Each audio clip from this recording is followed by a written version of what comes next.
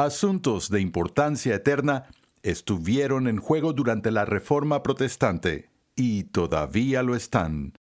El punto de fricción que nunca pudo resolverse antes o ahora es el caso de la imputación. Roma siempre ha rechazado la idea de que somos justificados sobre la base de una justicia imputada, una justicia que no es la nuestra.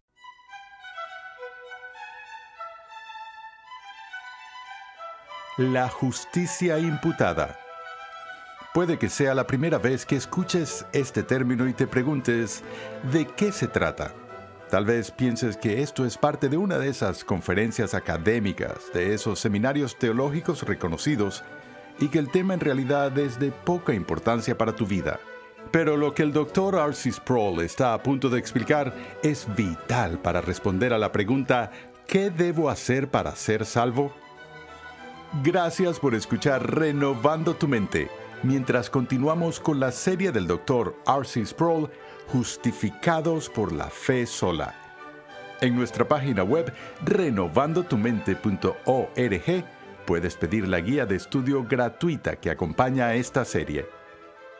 Hasta ahora, hemos visto que si entendemos mal la doctrina de la justificación, entendemos mal el Evangelio. Acompáñame al salón de clases a escuchar al Dr. R.C. Sproul mientras explica lo que significa ser justificado, revelando en qué difieren los reformadores y la Iglesia Católica Romana respecto a esta doctrina esencial. Estuvimos viendo la publicación de las 95 tesis de Lutero en 1517 y, por ende, la comprensión católica romana de la justificación.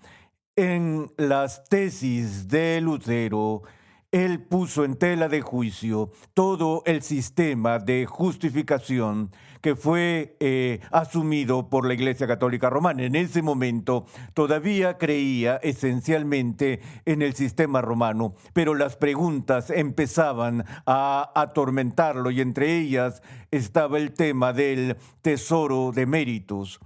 Y el tesoro de méritos fue fundamental para todo el concepto de indulgencias. Sabemos cómo la controversia de las indulgencias creó una tormenta de fuego en ese tiempo debido a la forma en la que Johann Tetzel estaba vendiendo las indulgencias, pero la pregunta más importante es, ¿de qué se trata todo este tema de las indulgencias y de dónde vino? De nuevo, se desarrolló gradualmente a lo largo de la historia de la Iglesia Católica Romana. Se basó, en definitiva, en la idea de que Cristo le dio a Pedro las llaves para el reino o las llaves del reino. Y así el Papa era visto como el que sostiene el ministerio de las llaves, y las llaves del reino incluían la autoridad sobre la dispensación y la distribución de indulgencias. Jesús dijo a sus discípulos, cualquier pecado que perdones en la tierra será perdonado en el cielo y así por el estilo. Ahora, el tesoro de mérito se convirtió en el frente y centro de toda esta idea de la venta de indulgencias. Y el tesoro de mérito es un tesoro que contiene una cantidad infinita de mérito, sobre el cual la Iglesia tenía la autoridad para distribuir a aquellos que carecían de mérito. En primer lugar, el depósito principal en el tesoro de mérito era el mérito de Cristo. Pero no era solo el mérito de Cristo lo que estaba o está en el tesoro, porque el concepto del tesoro de mérito todavía existe en la comunión romana. Pero además del mérito de Jesús, también estaba el mérito de María. Y además de los méritos de María, se añadieron los méritos de los santos. Ahora, históricamente hay muy pocas personas en la postura romana que han muerto e ido directamente al cielo. La abrumadora mayoría de las personas que mueren con impureza aún en su alma, así que tienen que ir al purgatorio para que esas impurezas sean purgadas o limpiadas antes de que puedan ir al cielo. De nuevo, el purgatorio no es el infierno, no van al infierno y son castigados.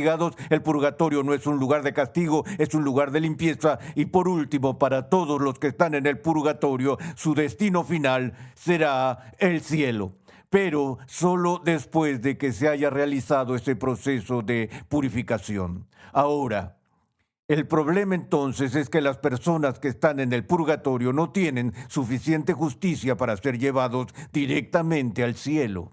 Como les dije, hay un puñado de personas en la historia que murieron sin impurezas en su alma, con suficiente mérito para llevarlos directamente al cielo. Pero no solo tenían el mérito suficiente por sí mismos para ir al cielo, sino que tenían un tercer tipo de mérito que aún no hemos discutido. Ya hemos visto la diferencia entre el mérito condigno y el mérito congruente con respecto al sacramento de la penitencia. Pero además del mérito condigno y el mérito congruente, estaba este tercer tipo de mérito que se llamaba mérito supererogatorio, o el que se logra por personas que producen obras de supererogación, o no de irrigación, sino erogación, obras supererogatorias. Son aquellas obras que son tan buenas, tan meritorias, que están más allá del llamado del deber. Es un exceso o un mérito extra que unos pocos, por ejemplo, hacen obras de supererogación, más obras de las que necesitas para entrar en el cielo. Esos méritos extra o mérito adicional se depositan en el tesoro de mérito, y es de ese tesoro que la Iglesia, a través del Papa, tiene el poder de aplicar méritos a aquellos que le faltan. Y así, en todo ese sistema de indulgencias, lo que estaba sucediendo era que, mediante la entrega de limosnas, la compra de indulgencias, por así decirlo, se retiraban de este tesoro y se aplicaban a aquellos que carecían de ellos en el purgatorio para que pudieran avanzar hacia el cielo. Eso concluye nuestro resumen general básico de la comprensión católica romana de la justificación. Hablaré aún más sobre esto cuando veamos otros contrastes con la postura protestante, pero en contra de esto, el grito de Lutero, por supuesto, fue sola fide. La justificación es por la fe sola. Ahora vamos a pasar un poco de tiempo viendo la enseñanza de Pablo en Romanos, pero solo para una introducción a la postura protestante de la justificación por la fe sola, quiero tomarme un tiempo para definir los términos. En primer lugar, la palabra justificación en sí misma. La palabra española justificación proviene del latín justificare, que literalmente significa hacer justo o hacer recto. Uno de los problemas que produjo toda esta controversia en la historia fue que en los primeros siglos los padres latinos no estaban leyendo y desarrollando su doctrina a partir del griego, sino más bien de la Vulgata, de la traducción latina de la Biblia. Y cuando la traducción latina de la Biblia habla de justificación, utiliza el latín justificare, que se extrae de la estructura legal del sistema romano del derecho. Y, de nuevo, hacer recto significa que aquí hay una persona que no es recta, y La palabra justificar significa que lo haces justo o haces que se vuelva verdaderamente justo en sí y por sí mismo.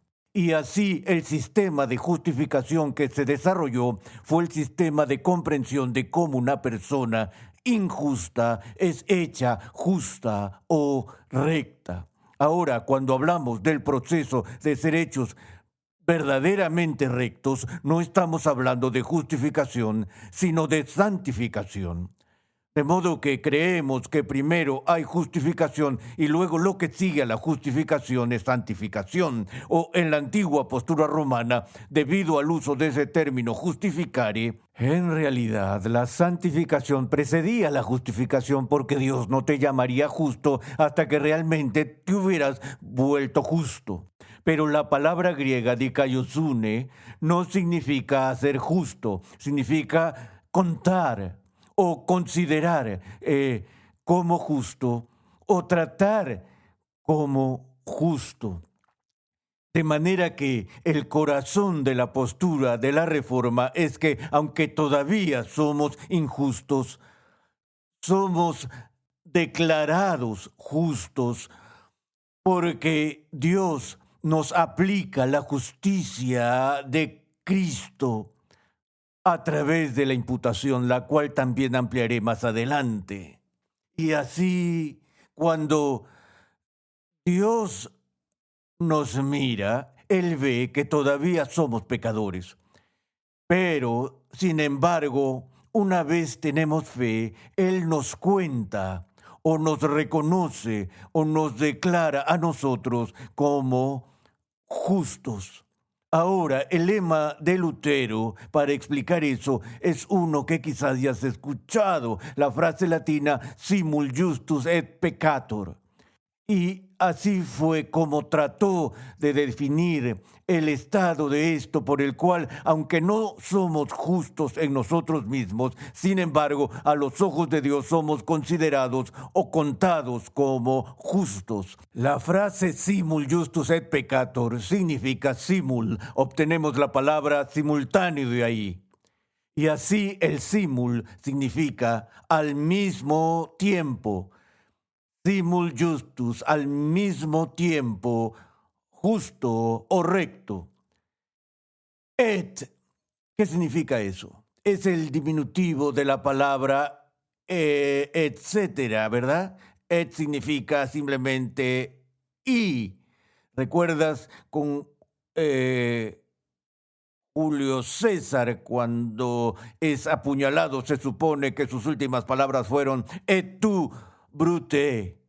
Esto significa y tú también, bruto, y así et solo significa y. Simul justus et, al mismo tiempo justo y peccator, que significa pecador. Hablamos de los pequeños pecados como pecadillos. Si decimos que alguien es puro, decimos que es impecable. Esto viene de la palabra latina para pecado.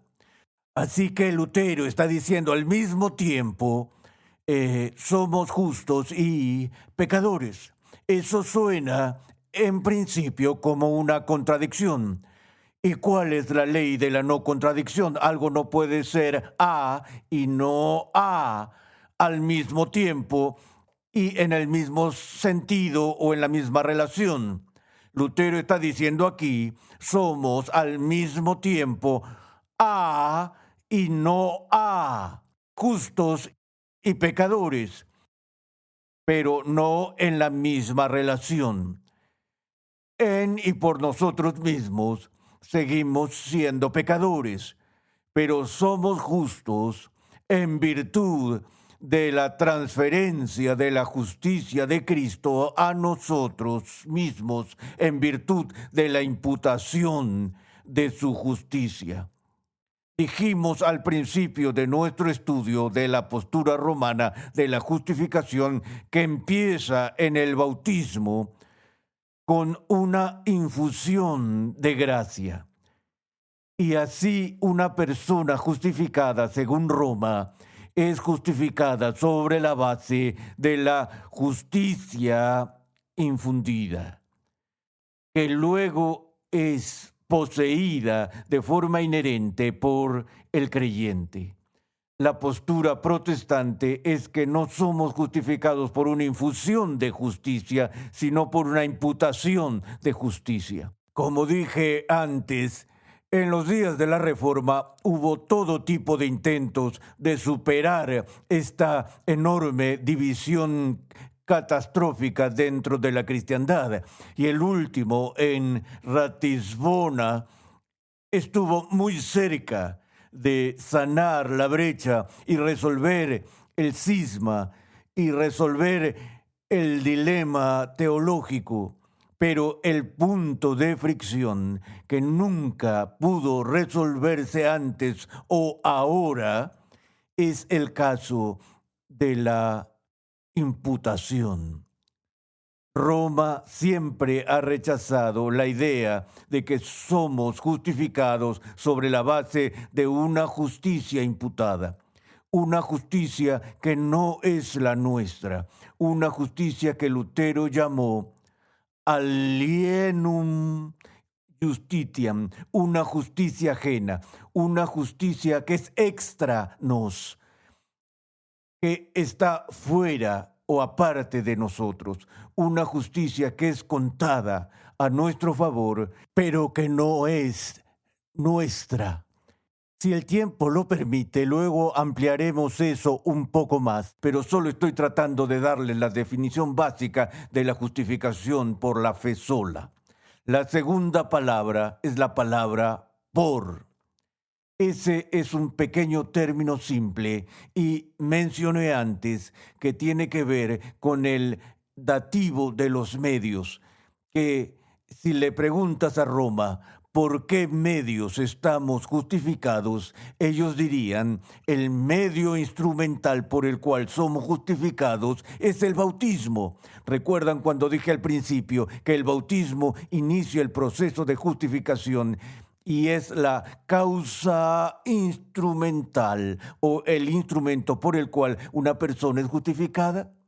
Ahora, permítanme tomarme un minuto para hablar de esta idea de causa instrumental. Uno de los temas más antiguos de la filosofía es el tema del movimiento y del cambio. Tal vez recuerdes a Heráclito diciendo nunca entras en el mismo río dos veces porque cuando pongas tu segundo pie en el río, este río se habrá movido.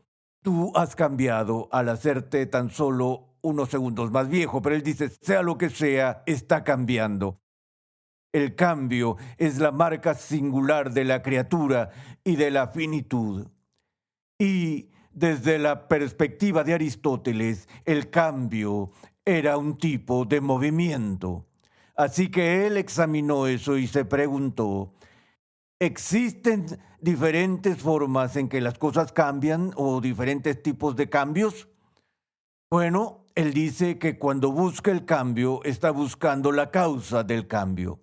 Y dijo que sería simplista asumir que las causas son singulares, cuando en muchos casos un cambio se produce mediante la aplicación de varias razones diferentes. Utilizó la clásica ilustración de una obra de arte, una pieza de escultura, una estatua que se estaba haciendo, para distinguir entre varios tipos de causas.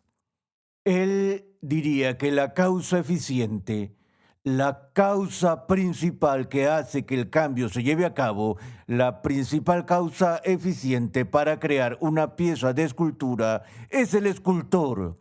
Él es el tipo que está haciendo todos los cambios, pero también está la causa material. Y la causa material de la estatua es el bloque de madera, el bloque de mármol del que está hecha la estatua, por lo que define la causalidad material como la materia a partir de la cual algo se hace o cambia. Cuando hablamos de la creación del universo, ¿cuál diríamos que es la causa material? Nada, porque no había nada. Al menos no había materia, pero Dios es la causa eficiente y suficiente de toda la creación. Cuando Él crea el mundo, no a partir de una sustancia o materia previa existente, sino que lo crea ex nihilo. Pero la causa material es aquella de lo que está hecho algo. La causa eficiente es la que lo hace. La causa formal es la idea o esquema que el artista está utilizando para crear su obra. No se limita a cincelar ese pedazo de mármol sin tener idea alguna en su mente de cómo se verá cuando esté terminado. Debe tener una forma en su mente para ello. Y entonces la causa final sería el propósito por el cual se hace algo. En este caso, tal vez sea solo hacer que el jardín del emperador sea más hermoso y así Miguel Ángel crea una estatua para realzar la belleza de la iglesia o algo así. Esa es la causa final. Bueno, la causa instrumental son los instrumentos que se utilizan para producir el cambio. Y en el caso de hacer una estatua, la causa instrumental sería el martillo y el cincel. Los objetos que se utilizan a través de los cuales se produce el cambio. Bastante fácil. Entonces, cuando Roma habla del bautismo como la causa instrumental, es el medio o el instrumento por el cual la persona es transformada para tener esta recepción o infusión de gracia. Los reformadores dicen, no, la única causa instrumental de justificación es la fe. No es el bautismo, no es la penitencia, es la fe la que es la causa instrumental. Por cierto, aunque tanto los protestantes como los católicos usan el lenguaje y la terminología de las distinciones de la causalidad de Aristóteles, también ambos lados agregaron otra causa específica que llamaron la causa meritoria de la justificación, que nuevamente llegamos al corazón del problema. ¿Sobre qué base declara Dios a una persona justa? Para Roma es porque son justos. Para la comprensión reformada, la única base para la justificación de un creyente es la justicia de Cristo. Es la justicia de Cristo y solo su justicia la que nos justifica. De hecho, la frase justificación por la fe sola es una simple abreviatura de justificación por Cristo solo. De modo que en la doctrina protestante tiene sola fide, que es por la fe sola, no por fe más obras, es por la gracia sola, sola gracia, es por gracia, no por mérito, y es por Cristo solo, no por Cristo y por mí. Luego llegaremos a la tercera palabra en esta fórmula de justificación por la fe sola, en nuestra próxima sesión cuando veamos el significado y la importancia del tipo de fe que justifica.